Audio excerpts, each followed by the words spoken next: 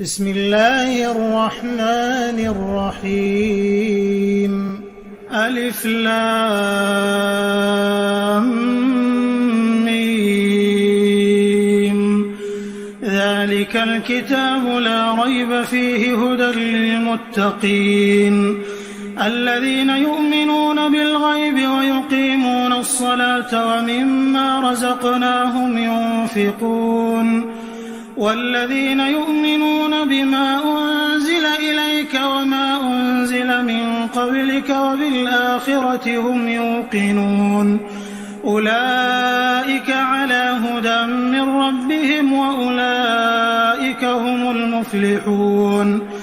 إن الذين كفروا سواء عليهم أأنذرتهم أم لم تنذرهم لا يؤمنون. ختم الله على قلوبهم وعلى سمعهم وعلى أبصارهم غشاوة ولهم عذاب عظيم.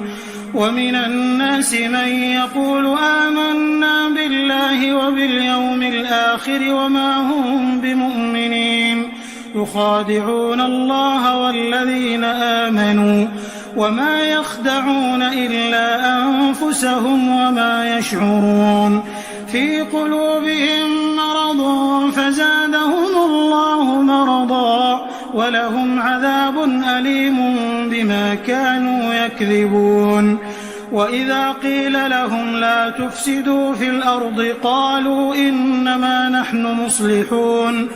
ألا إنهم هم المفسدون ولكن لا يشعرون. وإذا قيل لهم آمنوا كما آمن الناس قالوا أنؤمن كما آمن السفهاء ألا إنهم هم السفهاء ولكن لا يعلمون. وإذا لقوا الذين آمنوا قالوا آمنا وإذا خلوا إلى شياطينهم قالوا إنا معكم إنما نحن مستهزئون. الله يستهزئ بهم ويمدهم في طغيانهم يعمهون. أولئك الذين اشتروا الضلالة بالهدى فما ربحت تجارتهم وما كانوا مهتدين. مثلهم كمثل الذي استوقد نارا فلما أضاءت ما حوله ذهب الله بنورهم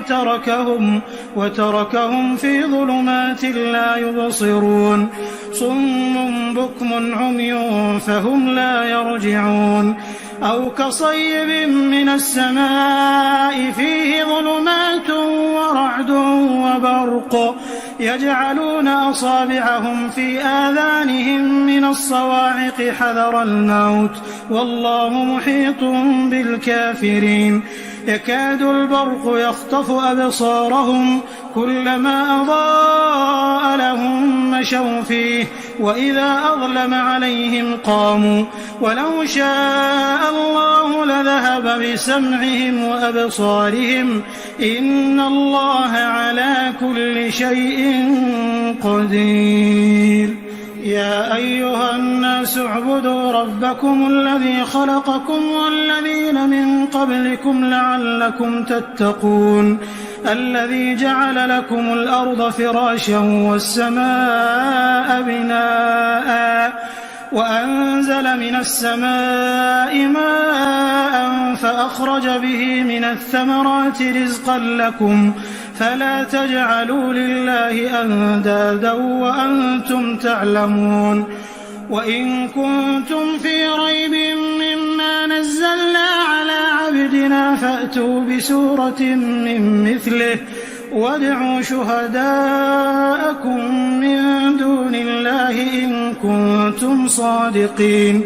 فإن لم تفعلوا ولن تفعلوا فاتقوا النار التي وقودها الناس والحجارة أعدت للكافرين. وبشر الذين آمنوا وعملوا الصالحات أن لهم جنات تجري من تحتها الأنهار كلما رزقوا منها من ثمرة رزقا قالوا هذا الذي رزقنا من قبل وأتوا به متشابها ولهم فيها أزواج مطهرة وهم فيها خالدون إن الله لا يستحيي أن يضرب مثلا ما بعوضة فما فوقها فأما الذين آمنوا فيعلمون أنه الحق من ربهم وأما الذين كفروا فيقولون ماذا أراد الله بهذا مثلا يضل به كثيرا ويهدي به كثيرا وما يضل به إلا الفاسقين الذين ينقضون عهد الله من بعد ميثاقه ويقطعون ما أمر الله به أن يوصل ويفسدون في الأرض أولئك هم الخاسرون كيف تكفرون بالله وكنتم أمواتا فأحياكم ثم يميتكم ثم يحييكم ثم إليه ترجعون هو الذي خلق لكم ما في الأرض جميعا ثم استوى إلى السماء فسواهن 7 سماوات وهو بكل شيء عليم وإذ قال ربك للملائكة إني جاعل في الأرض خليفة قالوا أتجعل فيها من يفسد فيها ويسفك الدماء ونحن نسبح بحمدك ونقدس لك قال إني أعلم ما لا تعلمون وعلم آدم الأسماء كلها ثم عرضهم على الملائكة فقال أنبئوني بأسماء هؤلاء إن كنتم صادقين قالوا سبحانك لا علم لنا إلا ما علمتنا إنك أنت العليم الحكيم قال يا آدم أنبئهم بأسمائهم فلما أنبأهم بأسمائهم قال ألم أقل لكم إني أعلم غيب السماوات والأرض وأعلم ما تبدون وما كنتم تكتمون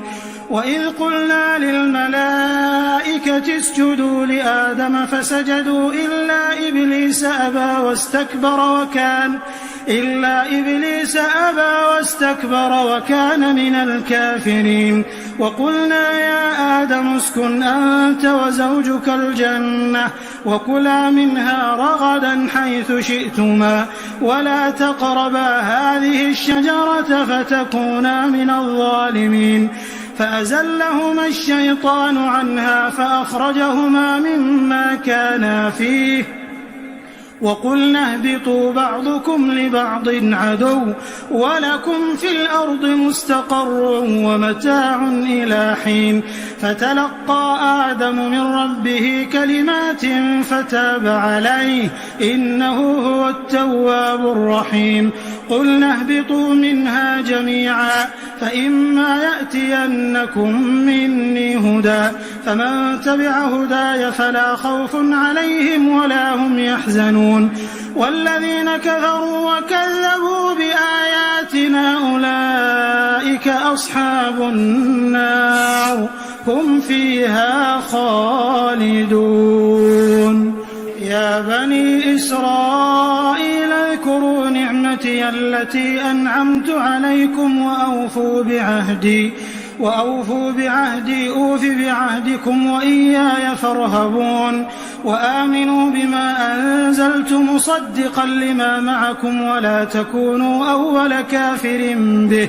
ولا تشتروا بآياتي ثمنا قليلا وإياي فاتقون ولا تلبسوا الحق بالباطل وتكتموا الحق وأنتم تعلمون وأقيموا الصلاة وآتوا الزكاة واركعوا مع الراكعين أتأمرون الناس بالبر وتنسون أنفسكم وأنتم تتلون الكتاب أفلا تعقلون واستعينوا بالصبر والصلاة وإنها لكبيرة إلا على الخاشعين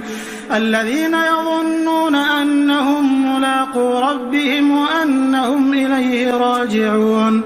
يا بني إسرائيل اذكروا نعمتي التي أنعمت عليكم وأني فضلتكم على العالمين واتقوا يوما لا تجزي نفس عن نفس شيئا ولا يقبل منها شفاعة ولا يؤخذ منها عدل ولا هم ينصرون وإذ نجيناكم من آل فرعون يسومونكم سوء العذاب يذبحون أبناءكم ويستحيون نساءكم وفي ذلكم بلاء من ربكم عظيم وإذ فرقنا بكم البحر فأنجيناكم وأغرقنا آل فرعون وأنتم تنظرون وإذ واعدنا موسى 40 ليلة ثم اتخذتم العجل من بعده وأنتم ظالمون ثم عفونا عنكم من بعد ذلك لعلكم تشكرون وإذ آتينا موسى الكتاب والفرقان لعلكم تهتدون وإذ قال موسى لقومه يا قوم إنكم ظلمتم أنفسكم باتخاذكم العجل فتوبوا إلى بارئكم فاقتلوا أنفسكم ذلكم خير لكم عند بارئكم فتاب عليكم إنه هو التواب الرحيم وإذ قلتم يا موسى لن نؤمن لك حتى نرى الله جهرة فأخذتكم الصاعقة وأنتم تنظرون ثم بعثناكم من بعد موتكم لعلكم تشكرون وظللنا عليكم الغمام وأنزلنا عليكم المن والسلوى كلوا من طيبات ما رزقناكم وما ظلمونا ولكن كانوا أنفسهم يظلمون وإذ قلنا ادخلوا هذه القرية فكلوا منها حيث شئتم رغدا وادخلوا الباب سجدا وقولوا حطة نغفر لكم خطاياكم وسنزيد المحسنين فبدل الذين ظلموا قولا غير الذي قيل لهم فأنزلنا على الذين ظلموا رجزا من السماء بما كانوا يفسقون وإذ استسقى موسى لقومه فقلنا اضرب بعصاك الحجر فانفجرت منه 12 عينا قد علم كل أناس مشربهم كلوا واشربوا من رزق الله ولا تعثوا في الأرض مفسدين وإذ قلتم يا موسى لن نصبر على طعام واحد فادع لنا ربك يخرج لنا مما تنبت الأرض من بقلها وقثائها وفومها وعدسها وبصلها قال أتستبدلون الذي هو أدنى بالذي هو خير اهبطوا مصرا فإن لكم ما سألتم وضربت عليهم الذلة والمسكنة وباءوا بغضب من الله ذلك بأنهم كانوا يكفرون بآيات الله ويقتلون النبيين بغير الحق ذلك بما عصوا وكانوا يعتدون إن الذين آمنوا والذين هادوا والنصارى والصابئين من آمن بالله واليوم الآخر وعمل صالحا فلهم أجرهم عند ربهم ولا خوف عليهم ولا هم يحزنون وإذ أخذنا ميثاقكم ورفعنا فوقكم الطور خذوا ما آتيناكم بقوة واذكروا ما فيه لعلكم تتقون ثم توليتم من بعد ذلك فلولا فضل الله عليكم ورحمته لكنتم من الخاسرين ولقد علمتم الذين اعتدوا منكم في السبت فقلنا لهم كونوا قردة خاسئين فجعلناها نكالا لما بين يديها وما خلفها وموعظة للمتقين. وإذ قال موسى لقومه إن الله يأمركم أن تذبحوا بقرة قالوا أتتخذنا هزوا قال أعوذ بالله أن أكون من الجاهلين قالوا ادع لنا ربك يبين لنا ما هي قال إنه يقول إنها بقرة لا فارض ولا بكر عوان بين ذلك فافعلوا ما تؤمرون قالوا ادع لنا ربك يبين لنا ما لونها قال إنه يقول إنها بقرة صفراء فاقع لونها تسر الناظرين قالوا ادع لنا ربك يبين لنا ما هي إن البقرة شابه علينا وإنا إن شاء الله لمهتدون قال إنه يقول إنها بقرة لا ذلول تثير الأرض ولا تسقي الحرث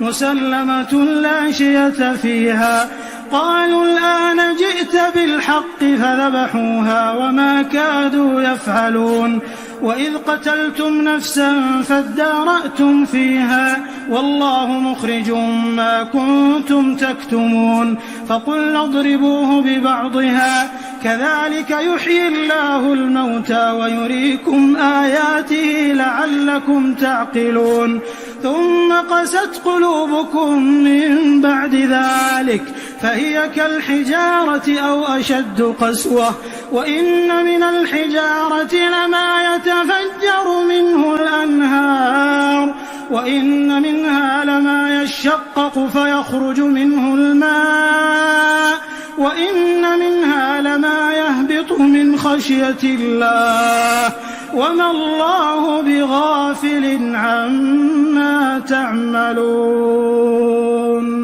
أفتطمعون أن يؤمنوا لكم وقد كان فريق منهم يسمعون كلام الله ثم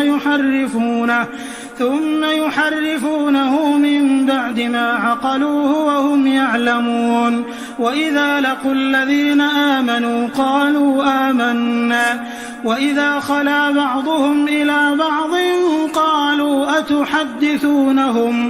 قالوا أتحدثونهم بما فتح الله عليكم ليحاجوكم به عند ربكم أفلا تعقلون أولا يعلمون أن الله يعلم ما يسرون وما يعلنون ومنهم أميون لا يعلمون الكتاب إلا أماني وإن هم إلا يظنون فويل للذين يكتبون الكتاب بأيديهم ثم يقولون هذا من عند الله ليشتروا به ثمنا قليلا فويل لهم مما كتبت أيديهم وويل لهم مما يكسبون وقالوا لن تمسنا النار إلا أياما معدودة قل أتخذتم عند الله عهدا فلن يخلف الله عهده أم تقولون على الله ما لا تعلمون بلى من كسب سيئة وأحاطت به خطيئته فأولئك أصحاب النار هم فيها خالدون والذين آمنوا وعملوا الصالحات أولئك أصحاب الجنة هم فيها خالدون وإذ أخذنا ميثاق بني إسرائيل لا تعبدون إلا الله وبالوالدين إحسانا وبالوالدين إحسانا وذي القربى واليتامى والمساكين وقولوا للناس حسنا وأقيموا الصلاة وآتوا الزكاة ثم توليتم إلا قليلا منكم وأنتم معرضون وإذ أخذنا ميثاقكم لا تسفكون دماءكم ولا تخرجون أنفسكم من دياركم ثم أقررتم وأنتم تشهدون ثم أنتم هؤلاء تقتلون أنفسكم وتخرجون فريقا منكم من ديارهم تظاهرون عليهم بالإثم والعدوان وإن يأتوكم أسارى تفادوهم وهو محرم عليكم إخراجهم أفتؤمنون ببعض الكتاب وتكفرون ببعض فما جزاء من يفعل ذلك منكم إلا خزي في الحياة الدنيا ويوم القيامة يردون إلى أشد العذاب وما الله بغافل عما تعملون أولئك الذين اشتروا الحياة الدنيا بالآخرة فلا يخفف عنهم العذاب ولا هم ينصرون ولقد آتينا موسى الكتاب وقفينا من بعده بالرسل وآتينا عيسى ابن مريم البينات وأيدناه بروح القدس أفكلما جاءكم رسول بما لا تهوى أنفسكم استكبرتم ففريقا كذبتم وفريقا تقتلون وقالوا قلوبنا غلف بل لعنهم الله بكفرهم فقليلا ما يؤمنون ولما جاءهم كتاب من عند الله مصدق لما معهم وكانوا من قبل يستفتحون على الذين كفروا فلما جاءهم ما عرفوا كفروا به فلعنة الله على الكافرين بئس ما اشتروا به أنفسهم أن يكفروا بما أنزل الله بغيا أن ينزل الله من فضله على من يشاء من عباده فباءوا بغضب على غضب وللكافرين عذاب مهين وإذا قيل لهم آمنوا بما أنزل الله قالوا نؤمن بما أنزل علينا ويكفرون بما وراءه وهو الحق مصدقا لما معهم قل فلم تقتلون أنبياء الله من قبل إن كنتم مؤمنين ولقد جاءكم موسى بالبينات ثم اتخذتم العجل من بعده وأنتم ظالمون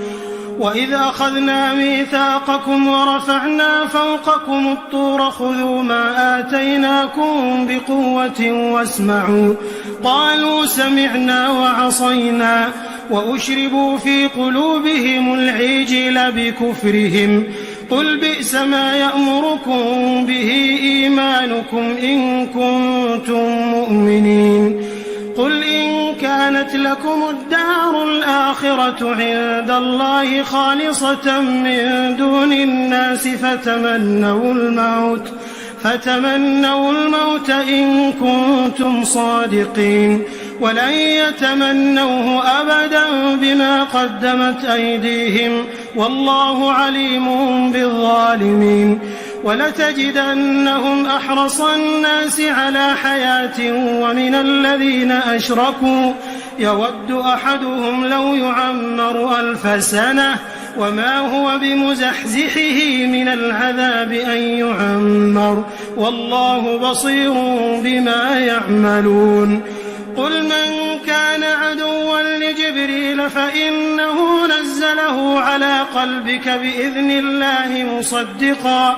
مصدقا لما بين يديه وهدى وبشرى للمؤمنين. من كان عدوا لله وملائكته ورسله وجبريل وميكال فإن الله عدو للكافرين. ولقد أنزلنا إليك آيات بينات وما يكفر بها إلا الفاسقون. أوكلما عاهدوا عهدا نبذه فريق منهم بل أكثرهم لا يؤمنون. ولما جاءهم رسول من عند الله مصدق لما معهم نبذ فريق من الذين أوتوا الكتاب كتاب الله وراء ظهورهم كأنهم لا يعلمون. واتبعوا ما تتلو الشياطين على ملك سليمان وما كفر سليمان ولكن الشياطين كفروا يعلمون الناس السحر وما أنزل على الملكين ببابل هاروت وماروت وما يعلمان من أحد حتى يقولا إنما نحن فتنة فلا تكفر فيتعلمون منهما ما يفرقون به بين المرء وزوجه وما هم بضارين به من أحد إلا بإذن الله ويتعلمون ما يضرهم ولا ينفعهم ولقد علموا لمن اشتراه ما له في الآخرة من خلاق ولبئس ما شروا به أنفسهم لو كانوا يعلمون. ولو أنهم آمنوا واتقوا لمثوبة من عند الله خير لو كانوا يعلمون. يا أيها الذين آمنوا لا تقولوا راعنا وقولوا انظرنا واسمعوا وللكافرين عذاب أليم. ما يود الذين كفروا من أهل الكتاب ولا المشركين أن ينزل عليكم من خير من ربكم والله يختص برحمته من يشاء والله ذو الفضل العظيم. ما ننسخ من آية أو ننسها نأت بخير منها أو مثلها. ألم تعلم أن الله على كل شيء قدير. ألم تعلم أن الله له ملك السماوات والأرض وما لكم من دون الله من ولي ولا نصير. أم تريدون أن تسألوا رسولكم كما سئل موسى من قبل ومن يتبدل الكفر بالإيمان فقد ضل سواء السبيل. ود كثير من أهل الكتاب لو يردونكم من بعد إيمانكم كفارا حسدا من عند أنفسهم من بعد ما تبين لهم الحق فاعفوا واصفحوا حتى يأتي الله بأمره إن الله على كل شيء قدير. وأقيموا الصلاة وآتوا الزكاة وما تقدموا لأنفسكم من خير تجدوه عند الله إن الله بما تعملون بصير. وقالوا لن يدخل الجنة إلا من كان هودا أو نصارى تلك أمانيهم قل هاتوا برهانكم إن كنتم صادقين. بلى من أسلم وجهه لله وهو محسن فله أجره عند ربه ولا خوف عليهم ولا هم يحزنون. وقالت اليهود ليست النصارى على شيء وقالت النصارى ليست اليهود على شيء وهم يتلون الكتاب كذلك قال الذين لا يعلمون مثل قولهم فالله يحكم بينهم يوم القيامة فيما كانوا فيه يختلفون ومن أظلم ممن منع مساجد الله أن يذكر فيها اسمه وسعى في خرابها أولئك ما كان لهم أن يدخلوها إلا خائفين لهم في الدنيا خزي ولهم في الآخرة عذاب عظيم ولله المشرق والمغرب فأينما تولوا فثم وجه الله إن الله واسع عليم وقالوا اتخذ الله ولدا سبحانه بل له ما في السماوات والأرض كل له قانتون بديع السماوات والأرض وإذا قضى أمرا فإنما يقول له كن فيكون وقال الذين لا يعلمون لولا يكلمنا الله أو تأتينا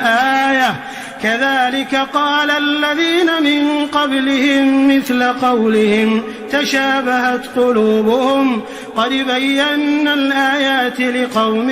يوقنون إنا أرسلناك بالحق بشيرا ونذيرا ولا تسأل عن أصحاب الجحيم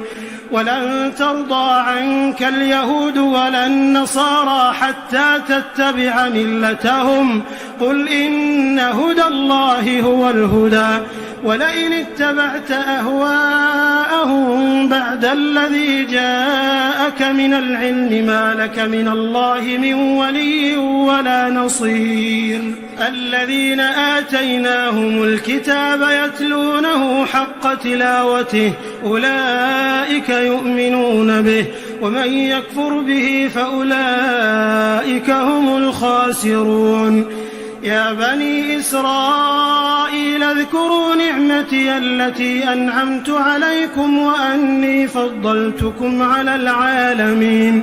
واتقوا يوما لا تجزي نفس عن نفس شيئا ولا يقبل منها عدل ولا تنفعها شفاعة ولا هم ينصرون وإذ ابتلى إبراهيم ربه بكلمات فأتمهم قال إني جاعلك للناس إماما قال ومن ذريتي قال لا ينال عهد الظالمين وإذ جعلنا البيت مثابة للناس وأمنا واتخذوا من مقام إبراهيم مصلى وعهدنا إلى إبراهيم وإسماعيل أن طهرا بيتي للطائفين والعاكفين والركع السجود وإذ قال إبراهيم رب اجعل هذا بلدا آمنا وارزق أهله من الثمرات من آمن منهم بالله واليوم الآخر قال ومن كفر فأمتعه قليلا ثم أضطره إلى عذاب النار وبئس المصير وإذ يرفع إبراهيم القواعد من البيت وإسماعيل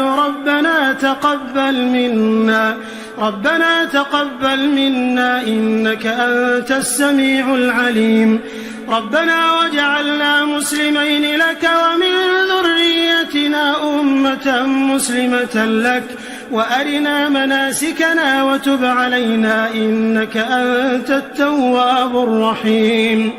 ربنا وابعث فيهم رسولا منهم يتلو عليهم آياتك ويعلمهم الكتاب والحكمة ويزكيهم إنك أنت العزيز الحكيم ومن يرغب عن ملة إبراهيم إلا من سفه نفسه ولقد اصطفيناه في الدنيا وإنه في الآخرة لمن الصالحين إذ قال له ربه أسلم قال أسلمت لرب العالمين. ووصى بها إبراهيم بنيه ويعقوب يا بني إن الله اصطفى لكم الدين فلا تموتن إلا وأنتم مسلمون. أم كنتم شهداء إذ حضر يعقوب الموت إذ قال لبنيه ما تعبدون من بعدي قالوا نعبد إلهك وإله آبائك إبراهيم وإسماعيل وإسحاق إلها واحدا ونحن له مسلمون. تلك أمة قد خلت لها ما كسبت ولكم ما كسبتم ولا تسألون عما كانوا يعملون. وقالوا كونوا هودا أو نصارى تهتدوا قل بل ملة إبراهيم حنيفا وما كان من المشركين. قولوا آمنا بالله وما أنزل إلينا وما أنزل إلى إبراهيم وإسماعيل وإسحاق ويعقوب والأسباط وما أوتي موسى وعيسى وما أوتي النبيون من ربهم لا نفرق بين أحد منهم ونحن له مسلمون. فإن آمنوا بمثل ما آمنتم به فقد اهتدوا وإن تولوا فإنما هم في شقاق فسيكفيكهم الله وهو السميع العليم. صبغة الله ومن أحسن من الله صبغة ونحن له عابدون. قل أتحاجوننا في الله وهو ربنا وربكم ولنا أعمالنا ولكم أعمالكم ونحن له مخلصون. أم تقولون إن إبراهيم وإسماعيل وإسحاق ويعقوب والأسباط كانوا هودا أو نصارى قل أأنتم أعلم أم الله ومن أظلم ممن كتم شهادة عنده من الله وما الله بغافل عما تعملون. تلك أمة قد خلت لها ما كسبت ولكم ما كسبتم ولا تسألون عما كانوا يعملون. سيقول السفهاء من الناس ما ولاهم عن قبلتهم التي كانوا عليها قل لله المشرق والمغرب يهدي من يشاء إلى صراط مستقيم. وكذلك جعلناكم أمة وسطا لتكونوا شهداء على الناس ويكون الرسول عليكم شهيدا. وما جعلنا القبلة التي كنت عليها إلا لنعلم من يتبع الرسول ممن ينقلب على عقبيه وإن كانت لكبيرة إلا على الذين هدى الله وما كان الله ليضيع إيمانكم إن الله بالناس لرؤوف رحيم. قد نرى تقلب وجهك في السماء فلنولينك قبلة ترضاها فول وجهك شطر المسجد الحرام وحيث ما كنتم فولوا وجوهكم شطره وإن الذين أوتوا الكتاب ليعلمون أنه الحق من ربهم وما الله بغافل عما يعملون. ولئن أتيت الذين أوتوا الكتاب بكل آية ما تبعوا قبلتك وما أنت بتابع قبلتهم وما بعضهم بتابع قبلة بعض ولئن اتبعت أهواءهم من بعد ما جاءك من العلم إنك إذا لمن الظالمين. الذين آتيناهم الكتاب يعرفونه كما يعرفون أبناءهم وإن فريقا منهم ليكتمون الحق الحق وهم يعلمون الحق من ربك فلا تكونن من الممترين ولكل وجهة هو موليها فاستبقوا الخيرات أينما تكونوا يأت بكم الله جميعا إن الله على كل شيء قدير ومن حيث خرجت فول وجهك شطر المسجد الحرام وإنه للحق من ربك وما الله بغافل عما تعملون ومن حيث خرجت فول وجهك شطر المسجد الحرام وحيث ما كنتم فولوا وجوهكم شطره لئلا يكون للناس عليكم حجة إلا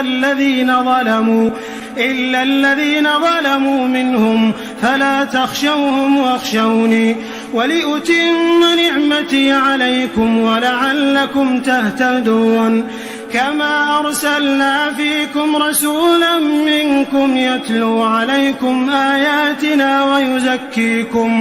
ويزكيكم ويعلمكم الكتاب والحكمة ويعلمكم ما لم تكونوا تعلمون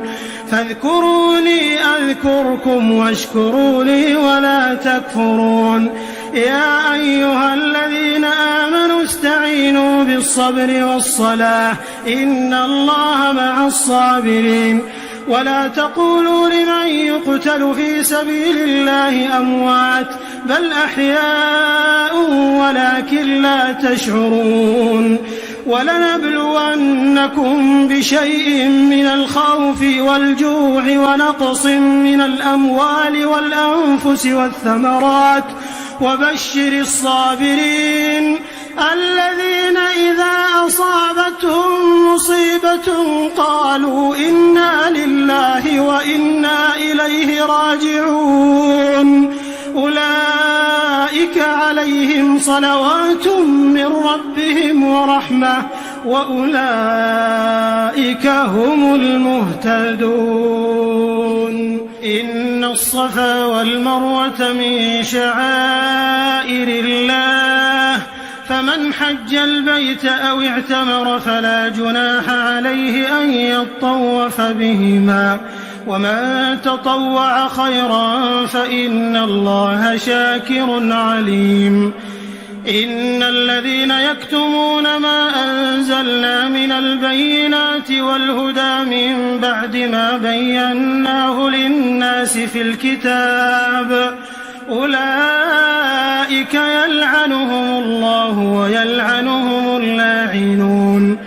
إلا الذين تابوا وأصلحوا وبينوا فأولئك أتوب عليهم وأنا التواب الرحيم إن الذين كفروا وماتوا وهم كفار أولئك عليهم لعنة الله والملائكة والناس أجمعين خالدين فيها لا يخفف عنهم العذاب ولا هم ينظرون وإلهكم إله واحد لا إله إلا هو الرحمن الرحيم إن في خلق السماوات والأرض واختلاف الليل والنهار والفلك التي تجري في البحر بما ينفع الناس وما أنزل الله من السماء من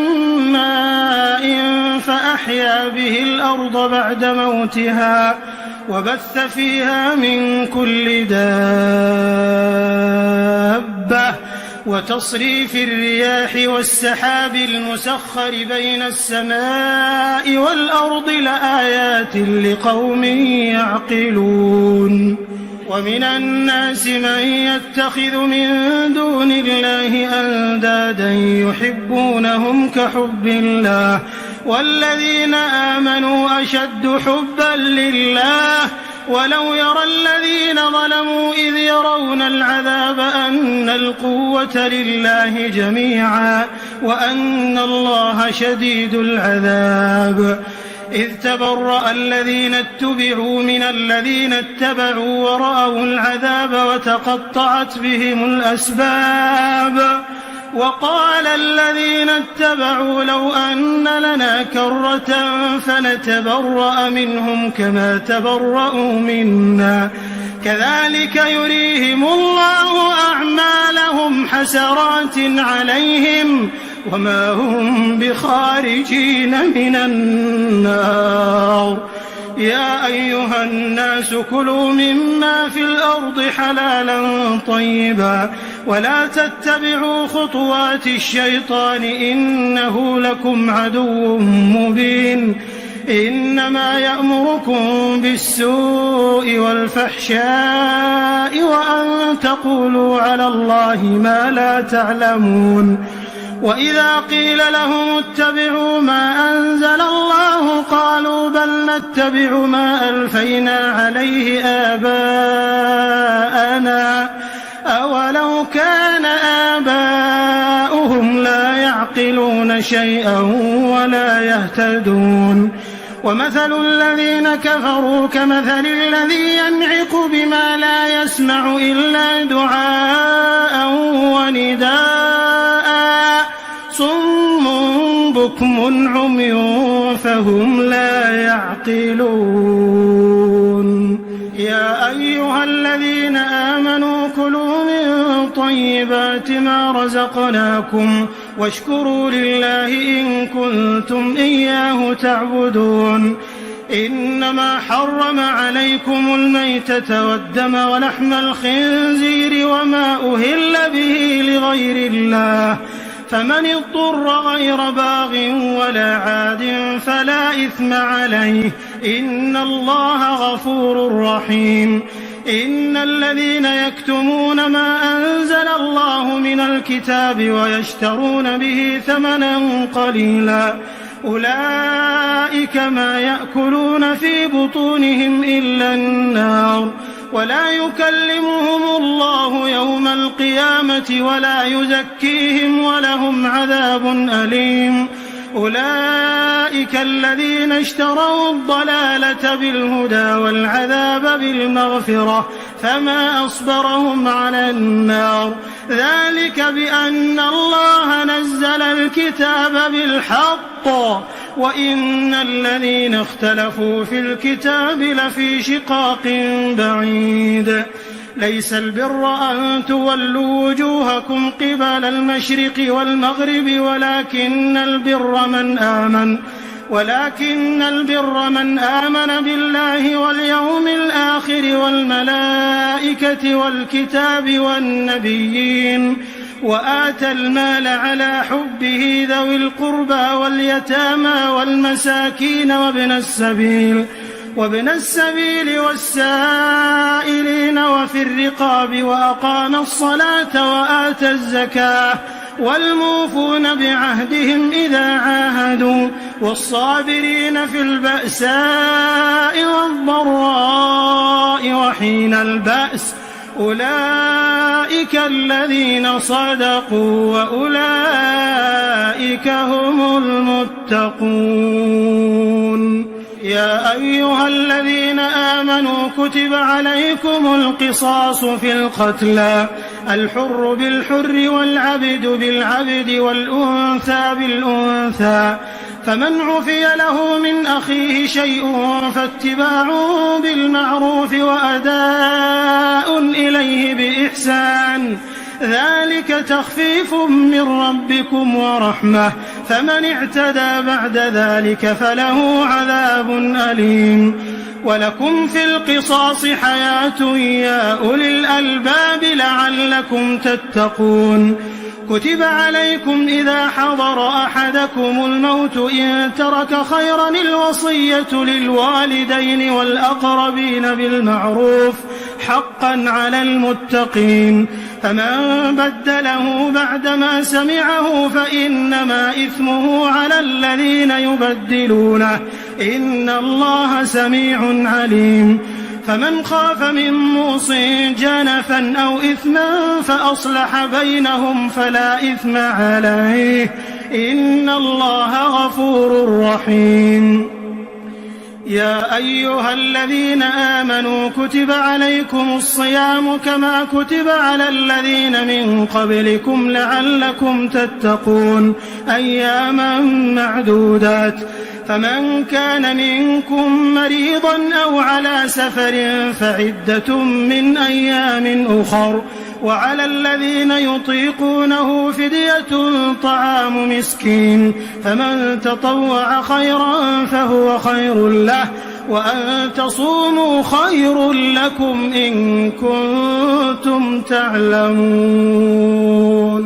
شهر رمضان الذي أنزل فيه القرآن هدى للناس وبينات من الهدى والفرقان فمن شهد منكم الشهر فليصم ومن كان مريضا أو على سفر فعدة من أيام أخر يريد الله بكم اليسر ولا يريد بكم العسر ولتكملوا العدة ولتكبروا الله على ما هداكم ولعلكم تشكرون وإذا سألك عبادي عني فإني قريب أجيب دعوة الداع إذا دعان فليستجيبوا لي وليؤمنوا بي لعلهم يرشدون أحل لكم ليلة الصيام الرفث إلى نسائكم هن لباس لكم وأنتم لباس لهن علم الله أنكم كنتم تختانون أنفسكم فتاب عليكم وعفى عنكم فالآن باشروهن وابتغوا ما كتب الله لكم وكلوا واشربوا حتى يتبين لكم الخيط الأبيض من الخيط الأسود من الفجر ثم أتموا الصيام إلى الليل ولا تباشروهن وأنتم عاكفون في المساجد تلك حدود الله فلا تقربوها كذلك يبين الله آياته للناس لعلهم يتقون ولا تأكلوا أموالكم بينكم بالباطل وتدلوا بها إلى الحكام لتأكلوا فريقا من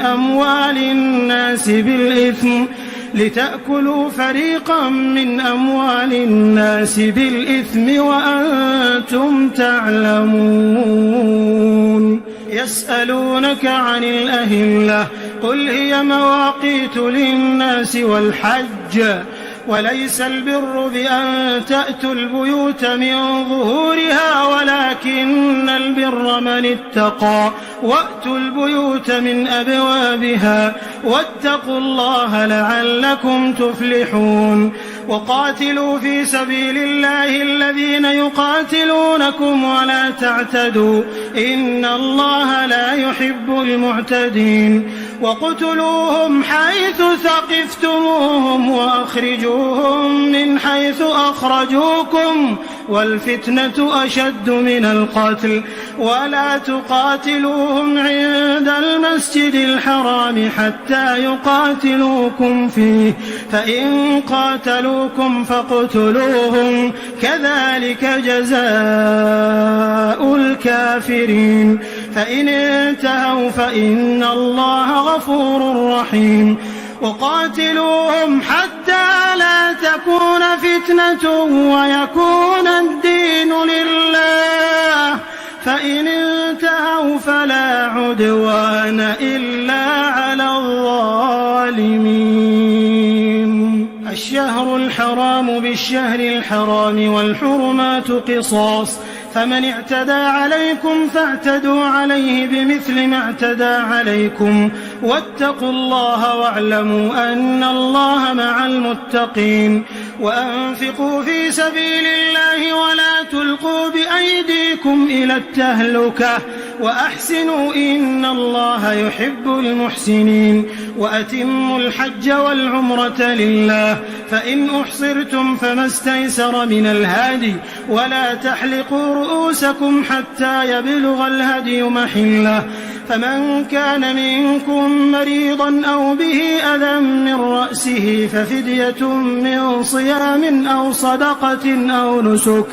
فإذا أمنتم فمن تمتع بالعمرة إلى الحج فما استيسر من الهدي فمن لم يجد فصيام 3 أيام في الحج و7 إذا رجعتم تلك 10 كاملة ذلك لمن لم يكن أهله حاضر المسجد الحرام واتقوا الله واعلموا أن الله شديد العقاب الحج أشهر معلومات فمن فرض فيهن الحج فلا رفث ولا فسوق ولا جدال في الحج وما تفعلوا من خير يعلمه الله وتزودوا فإن خير الزاد التقوى واتقون يا أولي الألباب ليس عليكم جناح أن تبتغوا فضلا من ربكم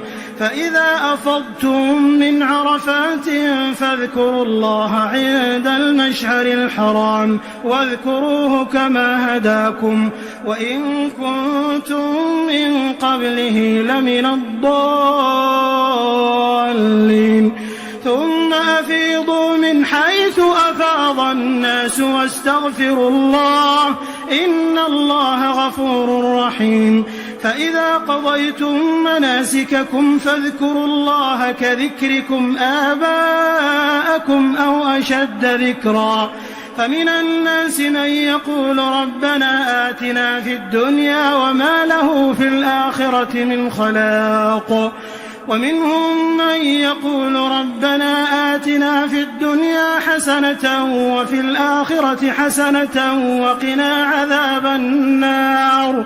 أولئك لهم نصيب مما كسبوا والله سريع الحساب واذكروا الله في أيام معدودات فمن تعجل في يومين فلا إثم عليه ومن تأخر فلا إثم عليه لمن اتقى واتقوا الله واعلموا أنكم إليه تحشرون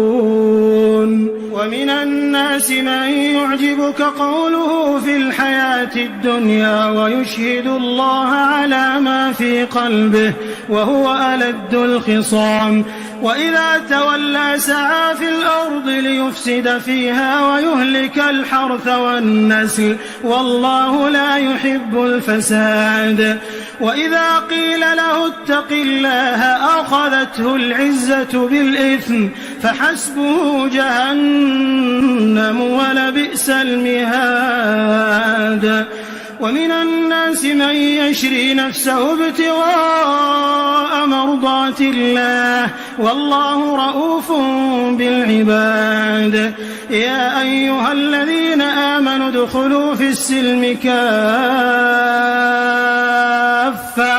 ولا تتبعوا خطوات الشيطان إنه لكم عدو مبين فإن زللتم من بعد ما جاءتكم البينات فاعلموا أن الله عزيز حكيم هل ينظرون إلا أن يأتيهم الله في ظلل من الغمام والملائكة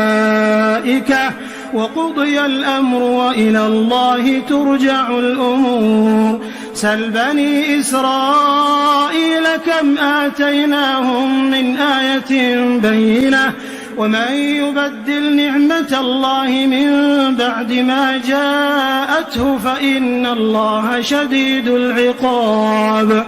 زين للذين كفروا الحياة الدنيا ويسخرون من الذين آمنوا والذين اتقوا فوقهم يوم القيامة والله يرزق من يشاء بغير حساب كان الناس أمة واحدة فبعث الله النبيين مبشرين ومنذرين وأنزل معهم الكتاب بالحق ليحكم بين الناس فيما اختلفوا فيه وما اختلف فيه إلا الذين أوتوه من بعد ما جاءتهم البينات بغيا بينهم فهدى الله الذين آمنوا لما اختلفوا فيه من الحق بإذنه والله يهدي من يشاء إلى صراط مستقيم. أم حسبتم أن تدخلوا الجنة ولما يأتكم مثل الذين خلوا من قبلكم مستهم البأساء والضراء وزلزلوا حتى يقول الرسول والذين آمنوا معه متى نصر الله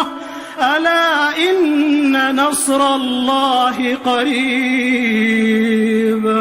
يسألونك ماذا ينفقون قل ما أنفقتم من خير فللوالدين والأقربين واليتامى والمساكين وابن السبيل وما تفعلوا من خير فإن الله به عليم. كتب عليكم القتال وهو كره لكم وعسى أن تكرهوا شيئا وهو خير لكم وعسى أن تحبوا شيئا وهو شر لكم والله يعلم وأنتم لا تعلمون. يسألونك عن الشهر الحرام قتال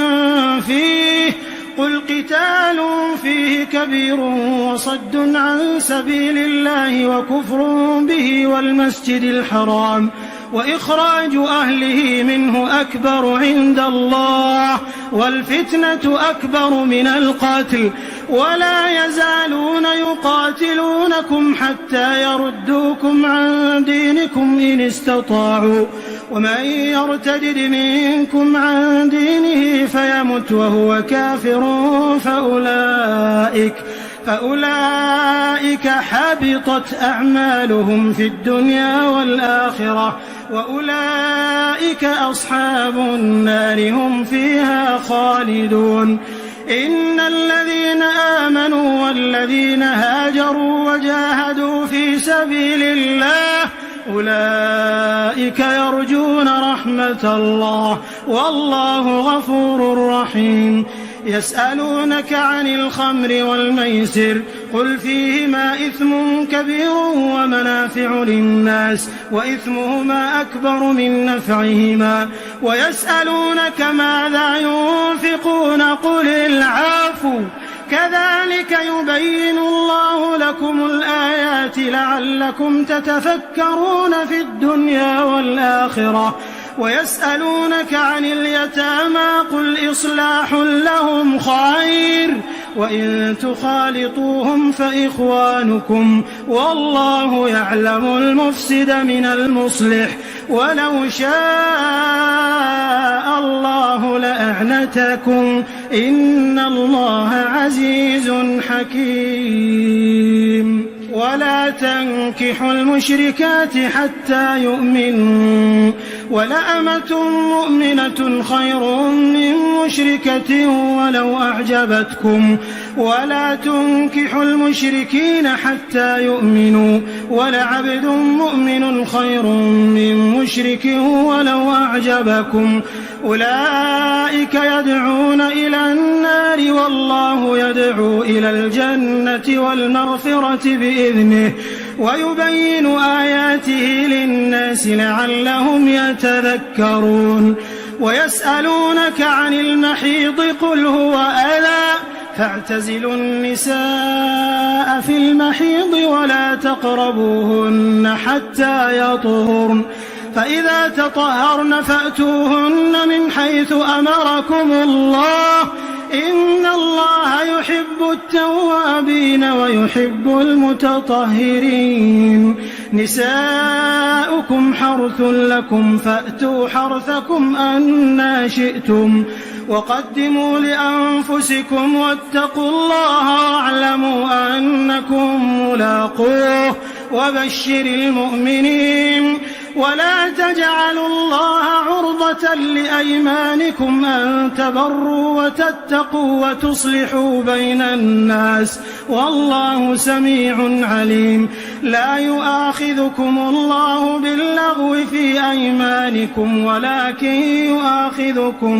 ولكن يؤاخذكم بما كسبت قلوبكم والله غفور حليم. للذين يؤلون من نسائهم تربص 4 أشهر فإن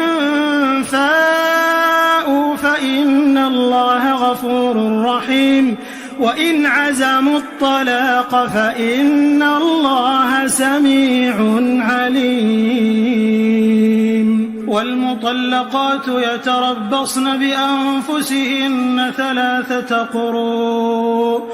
ولا يحل لهن أن يكتمن ما خلق الله في أرحامهن إن كن يؤمن بالله واليوم الآخر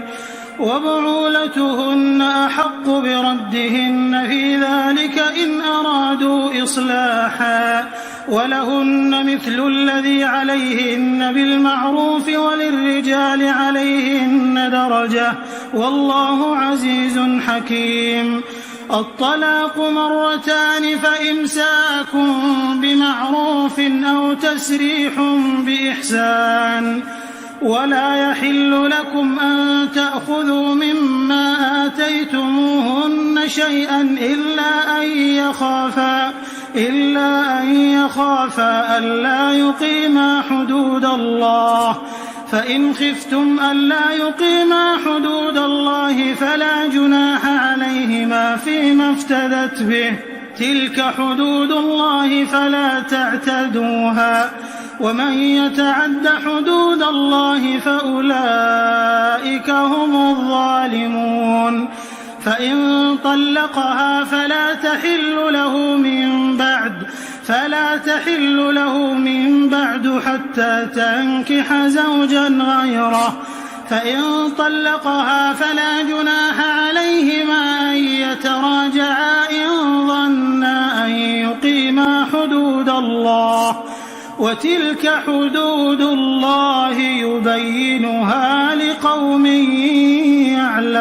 يعلمون. وإذا طلقتم النساء فبلغن أجلهن فأمسكوهن بمعروف أو سرحوهن بمعروف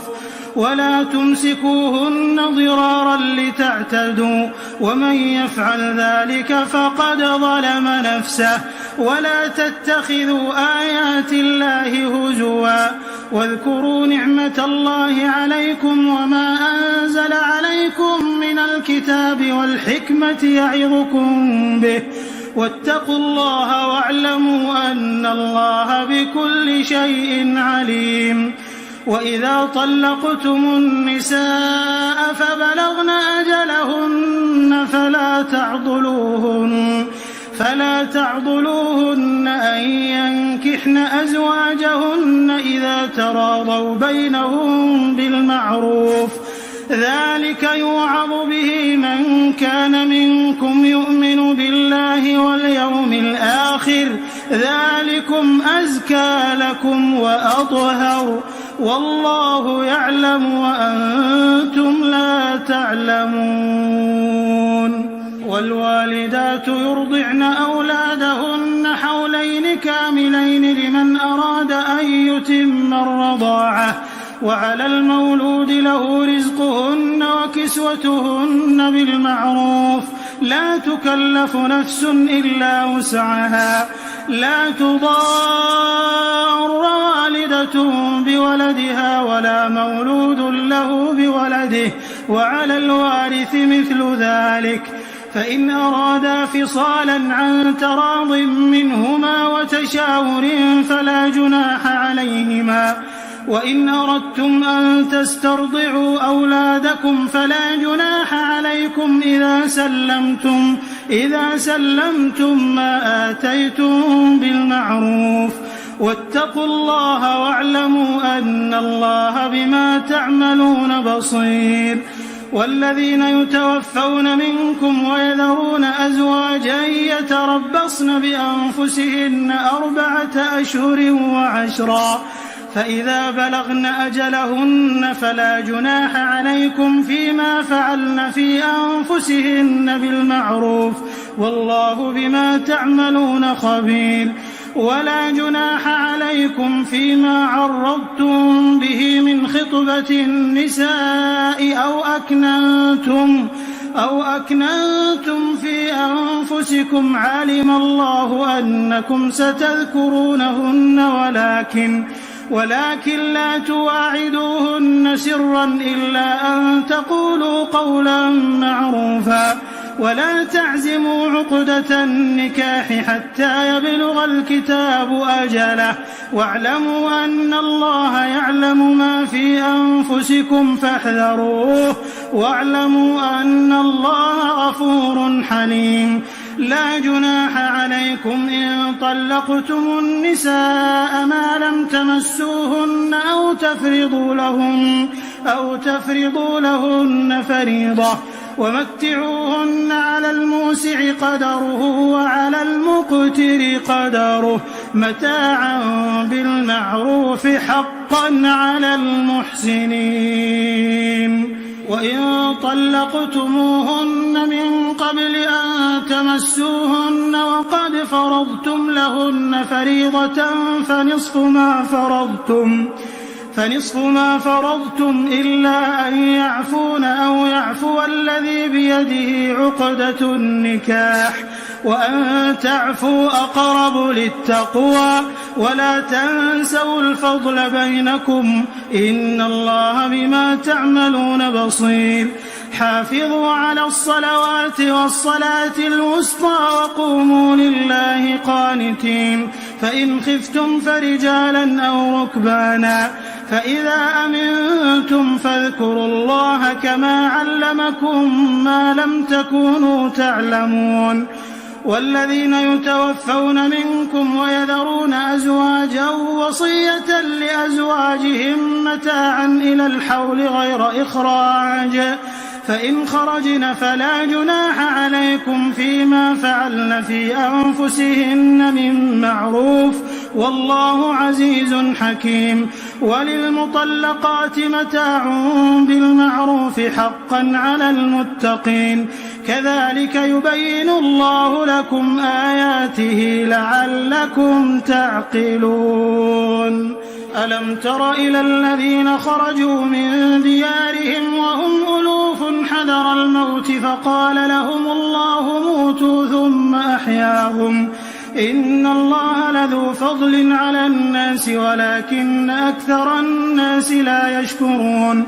وقاتلوا في سبيل الله واعلموا أن الله سميع عليم من ذا الذي يقرض الله قرضا حسنا فيضاعفه له أضعافا كثيرة والله يقبض ويبسط وإليه ترجعون ألم تر إلى الملأ من بني إسرائيل من بعد موسى إذ قالوا لنبي له مبعث لنا ملكا نقاتل في سبيل الله قال هل عسيتم إن كتب عليكم القتال ألا تقاتلوا قالوا وما لنا ألا نقاتل في سبيل الله وقد أخرجنا من ديارنا وأبنائنا فلما كتب عليهم القتال تولوا إلا قليلا منهم والله عليم بالظالمين وقال لهم نبيهم إن الله قد بعث لكم طالوت ملكا قالوا أنى يكون له الملك علينا ونحن أحق بالملك منه ولم يؤت سعة من المال قال إن الله اصطفاه عليكم وزاده بسطة في العلم والجسم والله يؤتي ملكه من يشاء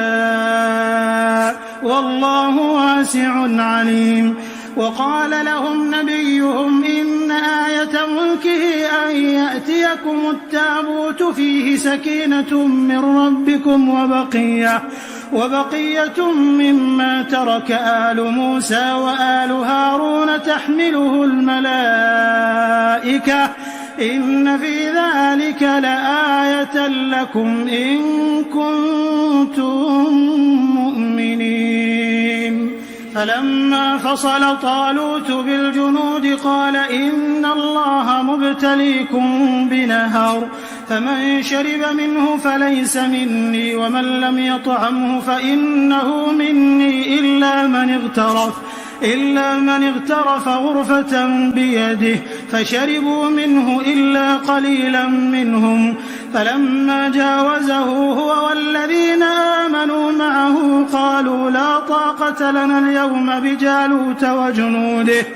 قال الذين يظنون أنهم ملاقو الله كم من فئة قليلة غلبت فئة كثيرة بإذن الله والله مع الصابرين. ولما برزوا لجالوت وجنوده قالوا ربنا أفرغ علينا صبرا وثبت أقدامنا وانصرنا على القوم الكافرين. فهزموهم بإذن الله. وقتل داود جالوت وآتاه الله الملك والحكمة وعلمه مما يشاء ولولا دفع الله الناس بعضهم ببعض لفسدت الأرض ولكن الله ذو فضل على العالمين. تلك آيات الله نتلوها عليك بالحق وإنك لمن المرسلين. تلك الرسل فضلنا بعضهم على بعض منهم من كلم الله ورفع بعضهم درجات وآتينا عيسى ابن مريم البينات وأيدناه بروح القدس ولو شاء الله ما اقتتل الذين من بعدهم من بعد ما جاءتهم البينات ولكن اختلفوا فمنهم من آمن ومنهم من كفر ولو شاء الله ما اقتتلوا ولكن الله يفعل ما يريد. يا أيها الذين آمنوا أنفقوا مما رزقناكم من قبل أن يأتي يوم لا بيع فيه ولا خلة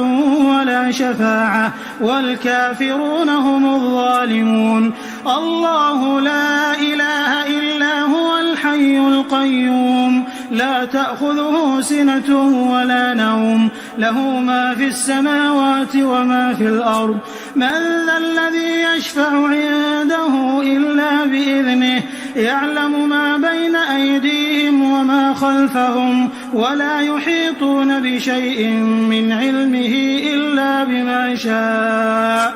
وسع كرسيه السماوات والأرض ولا يؤوده حفظهما وهو العلي العظيم. لا إكراه في الدين قد تبين الرشد من الغي فمن يكفر بالطاغوت ويؤمن بالله فقد استمسك بالعروة الوثقى لا انفصام لها والله سميع عليم. الله ولي الذين آمنوا يخرجهم من الظلمات إلى النور والذين كفروا أولياؤهم الطاغوت يخرجونهم من النور إلى الظلمات أولئك أصحاب النار هم فيها خالدون. ألم تر إلى الذي حاج إبراهيم في ربه أن آتاه الله الملك إذ قال إبراهيم ربي الذي يحيي ويميت قال أنا أحيي وأميت قال إبراهيم فإن الله يأتي بالشمس من المشرق فأت بها من المغرب فبهت الذي كفر والله لا يهدي القوم الظالمين. أو كالذي مر على قرية وهي خاوية على عروشها قال أنى يحيي هذه الله بعد موتها فأماته الله 100 عام ثم بعثه قال كم لبثت قال لبثت يوما أو بعض يوم قال بل لبثت 100 عام فانظر إلى طعامك وشرابك لم يتسنه وانظر إلى حمارك ولنجعلك آية للناس وانظر إلى العظام كيف ننشزها ثم نكسوها لحما فلما تبين له قال أعلم أن الله على كل شيء قدير وإذ قال إبراهيم رب أرني كيف تحيي الموتى قال أولم تؤمن قال بلى ولكن ليطمئن قلبي قال فخذ 4 من الطير فصرهن إليك ثم اجعل على كل جبل منهن جزءا ثم ادعهن يأتينك سعيا واعلم أن الله عزيز حكيم مثل الذين ينفقون أموالهم في سبيل الله كمثل حبة أنبتت 7 سنابل في كل سنبلة 100 حبة والله يضاعف لمن يشاء والله واسع عليم الذين ينفقون أموالهم في سبيل الله ثم لا يتبعون ما أنفقوا منا ولا أذى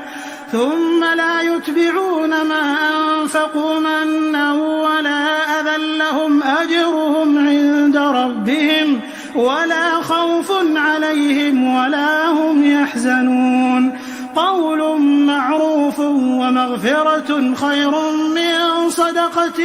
يتبعها أذى والله غني حليم يا أيها الذين آمنوا لا تبطلوا صدقاتكم بالمن والأذى كالذي ينفق ماله رئاء الناس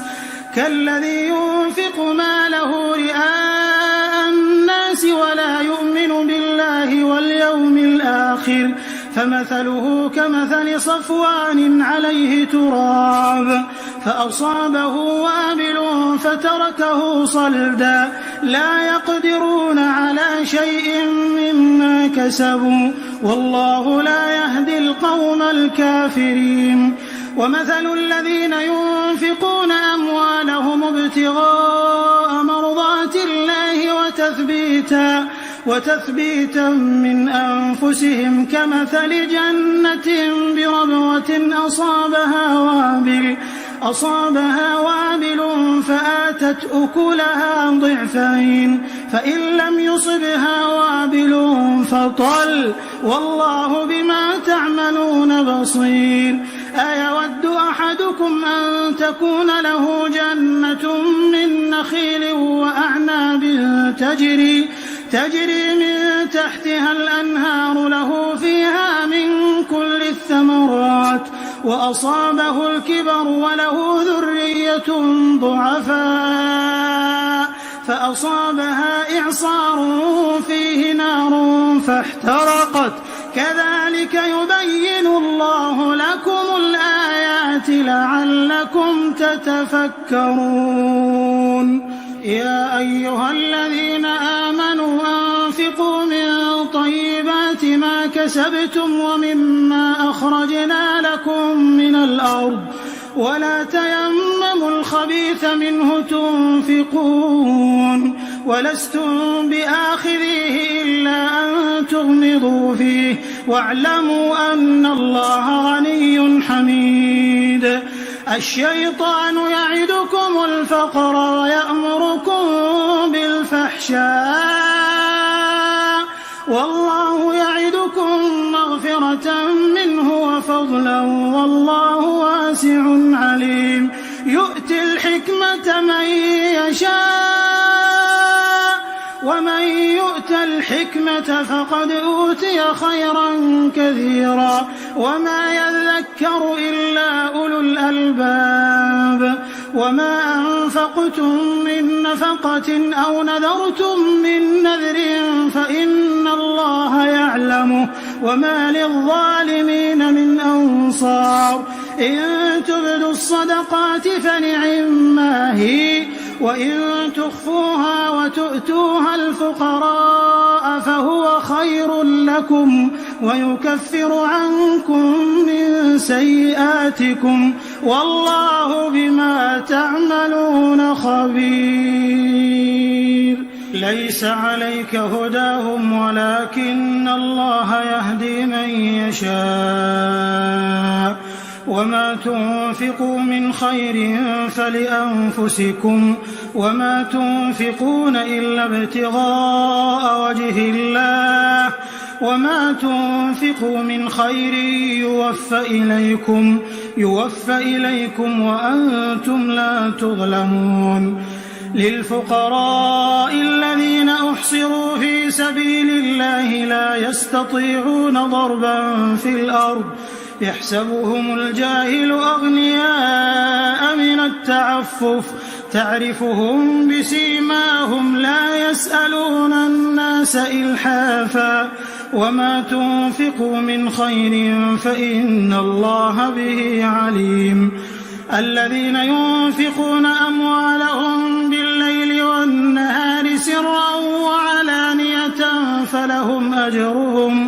فلهم أجرهم عند ربهم ولا خوف عليهم ولا هم يحزنون. الذين يأكلون الربا لا يقومون إلا كما يقوم الذي يتخبطه الشيطان من المس ذلك بأنهم قالوا إنما البيع مثل الربا وأحل الله البيع وحرم الربا فمن جاءه موعظة من ربه فانتهى فله ما سلف وأمره إلى الله ومن عاد فأولئك أصحاب النار هم فيها خالدون. يمحق الله الربا ويربي الصدقات والله لا يحب كل كفار أثيم. إن الذين آمنوا وعملوا الصالحات وأقاموا الصلاة وآتوا الزكاة لهم أجرهم عند ربهم ولا خوف عليهم ولا هم يحزنون. يا أيها الذين آمنوا اتقوا الله وذروا ما بقي من الربا إن كنتم مؤمنين فإن لم تفعلوا فأذنوا بحرب من الله ورسوله وإن تبتم فلكم رؤوس أموالكم لا تظلمون ولا تظلمون. وإن كان ذو عسرة فنظرة إلى ميسرة وأن تصدقوا خير لكم إن كنتم تعلمون. واتقوا يوما ترجعون فيه إلى الله ثم توفى كل نفس ما كسبت وهم لا يظلمون. يا أيها الذين آمنوا إذا تداينتم بدين إلى أجل مسمى فاكتبوه وليكتب بينكم كاتب بالعدل ولا يأب كاتب أن يكتب كما علمه الله فليكتب وليملل الذي عليه الحق وليتق الله ربه ولا يبخس منه شيئا فإن كان الذي عليه الحق سفيها أو ضعيفا أو لا يستطيع أن يمل هو فليملل وليه بالعدل واستشهدوا شهيدين من رجالكم فإن لم يكونا رجلين فرجل وامرأتان